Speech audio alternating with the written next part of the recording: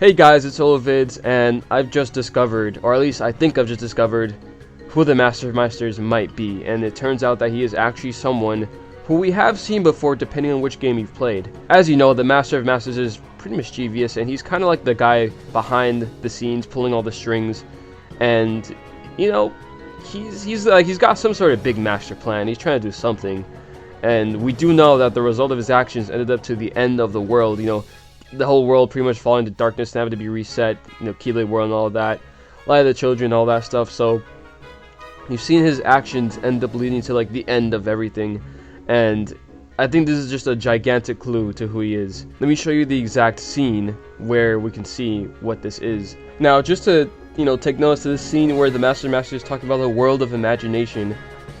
Well, there is one specific series where imagination is heavily used in just everything, all of its aspects in terms of like the powers and the abilities that certain characters have, and just their general worthiness of doing certain things. Now tell me, who else did something that was, operating from behind the scenes that also led to a world getting destroyed? Yes, you heard it right.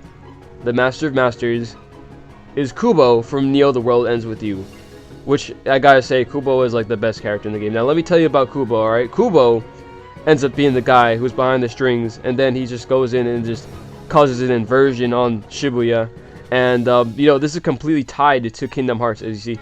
And before you say, they're two different franchises, they're not connected. No, they're literally connected. All right, look at the sky in the box art of Neo The World Ends With You. It's exactly the same as the Kingdom Hearts 3 box art. This is like a message from Nomura, basically telling us that these games and Kubo is connected. And what did Kairi and Xehanort say about the sky? One sky, one destiny. There's also this other clue that I realized while I was playing Neo The World Ends With You on my Twitch, and it goes like this. I was actually kind of wondering, around when I first started playing the game, like, how did the world react to Shinjuku getting nuked? But, okay, I can see why there was no reaction, because their memory got erased. Oh my gosh, no. Okay, so, what if the reason that Shibuya and Shinjuku are in unreality in Kingdom Hearts is because they got erased? Yes, this man's gonna say it's time to Kingdom Hearts.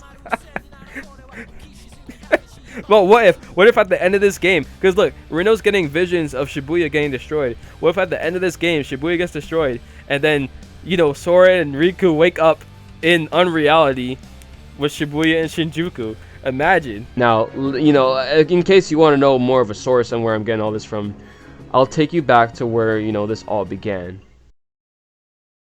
So back in 1802, when Napoleon was proclaimed